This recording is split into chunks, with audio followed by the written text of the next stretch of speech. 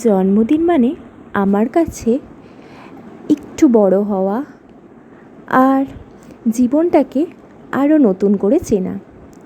আজ আমার জন্মদিন আর এখন ঘড়িতে সকাল 7টা বাজে। আমি তাড়াতাড়ি করে উঠে পড়েছি আর আজ আমি অফিস ছুটি নিইনি। তোমরা জানো আমার জন্মদিন 30 এপ্রিল, তো পরের দিন 1 মে থাকার জন্য আমি এই অফিসটা ছুটি নিই না।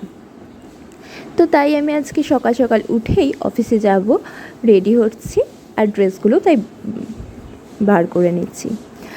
মা বলতো আমার জন্য নাকি গ্রিন কালারটা খুব শুভ, তাই আজকে আমি ঠিক করেছি সবুজ রঙের ড্রেস দিয়ে দিনটা শুরু করব। আর তাই জন্য নিয়ে নিলাম এই সবুজ কুর্তিটা।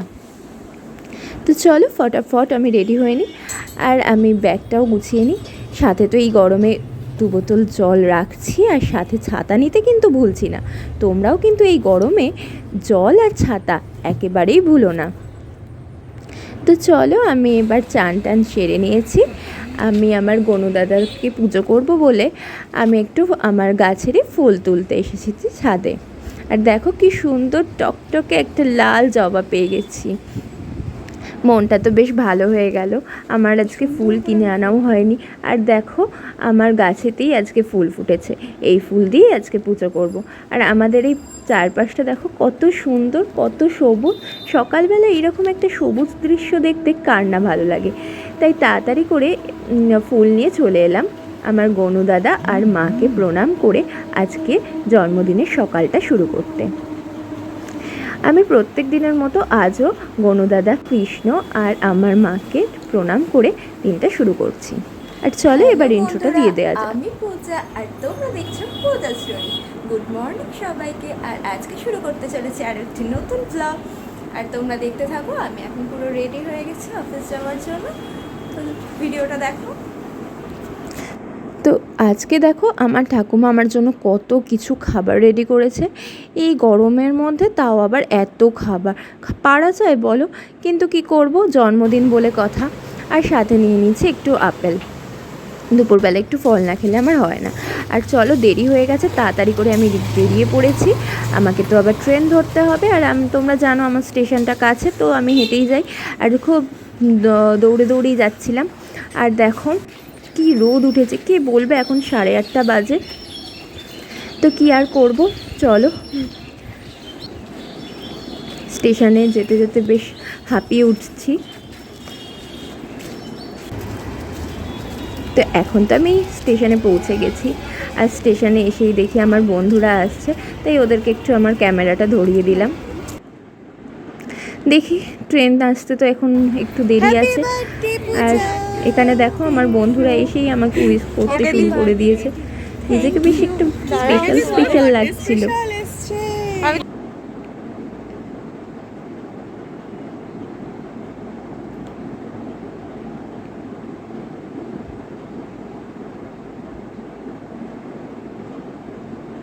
আর এই দেখো ওরা আমার জন্য কত গিফট এনেছে।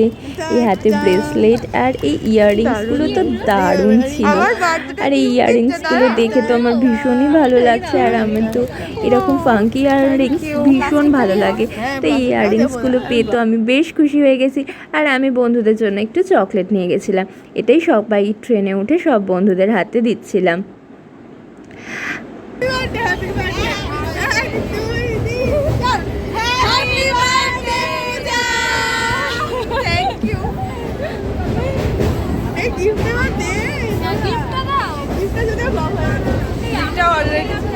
আর আমাদের এই সকালের বোরিং ট্রেন জার্নিটা আমরা সবাই তো এরকম গল্প হাসি মজা করতে করতে এই বোরিং ট্রেন জার্নিটাও ভীষণই মজার হয়ে ওঠে। কিন্তু এদিকে অফিসের তাড়া, ট্রেন তো আমাদের দমদমে দাঁড়াবেই। আর তখনই আমি একটু আমার এই ব্রেসলেটটা আর ইয়াররিংসগুলো পরে পরে দেখছিলাম।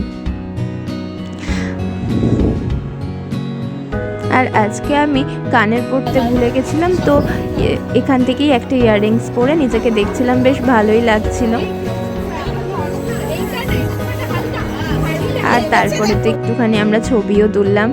আমার জন্মদিন বলে কথার একটু ছবি তুলবো না? আর তারপর তো আমরা সবাই একই দিকে অফিসে যাই, সেজন্য আমরা একসাথে বাসে উঠে গেছি। আর ঘড়ির টাইম দেখছিলাম কখন আমরা অফিসটা পৌঁছাবো, কত পেন্ডিং কাজ রয়েছে।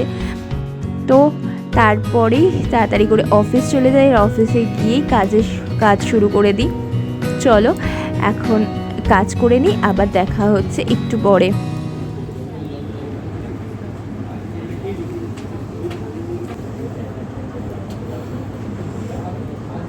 আর তারপর তো আমার টিমের সবাই আমাকে অনেক অনেক চকলেট দেয়। আর এই সকাল সকাল ডার্ক চকলেট পেয়ে তো আরও আমার ভালো লাগে, যে আমি তো এমনিই জানো ডার্ক চকলেট খেতে ভীষণই ভালোবাসি।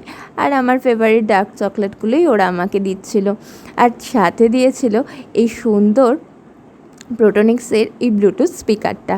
আর এটা পেয়ে তো আমার আরও ভালো লাগছিল, কারণ আমি তো গান শুনতে ভীষণই ভালোবাসি, আর এইতে তো আমি আরও গান শুনতে পারবো। তো এটাই একটুখানি দেখছিলাম। আর তারপর তো সবাই আমার জন্য, আমার এডুকেশন টিম আর অ্যাকাউন্টস টিম সবাই মিলে এই সুন্দর বার্থডে সেলিব্রেশনটা আয়োজন করেছিল। সবাইকে অনেক অনেক থ্যাংক ইউ, যে আমার জন্মদিনটা এইভাবে স্পেশাল করে তোলার জন্য।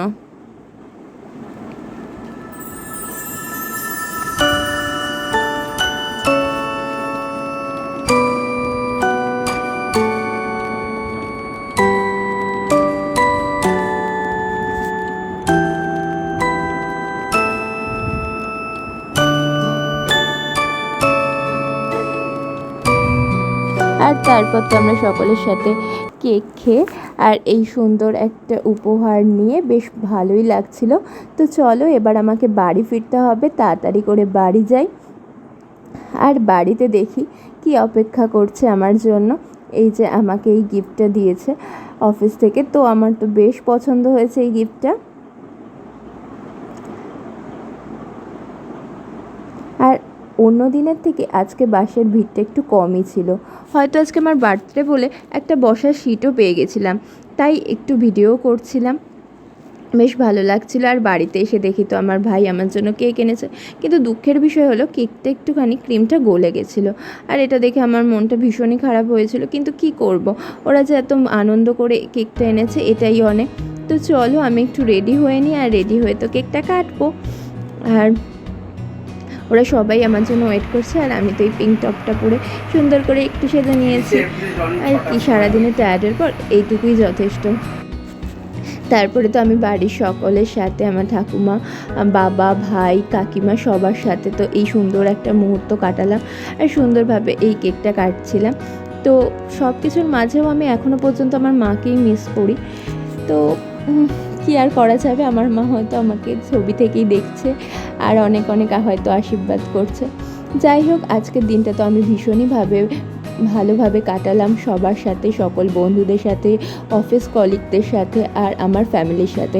আজকে এই দিনটায় আমি প্রচুর মানুষের ভালোবাসা উইশ পেয়েছি। সকলকে অনেক অনেক ধন্যবাদ আমার এই স্পেশাল দিনটা আরও স্পেশাল করে দেওয়ার জন্য। সকলে তোমরা এইভাবে আমার পাশে থেকো আর আশীর্বাদ করো, আমি যেন আরও ভালো বড় হতে পারি। আর এই দেখো আমি কত গিফট পেয়েছি, তোমাদের সাথে একটু শেয়ার করে নিলাম। আর চলো আজকে তো আমি এই দিনটা এইভাবেই কাটালাম। তো দেখা হচ্ছে নেক্সট কোনো ভিডিওতে। চলো টাটা বাই। আর আমার এই ভিডিওটা ভালো লাগলে প্লিজ একটা লাইক করে দিও, আর পূজা স্টোরিকে সাবস্ক্রাইব করে পূজা স্টোরিজ পাশে থেকো। Thank you.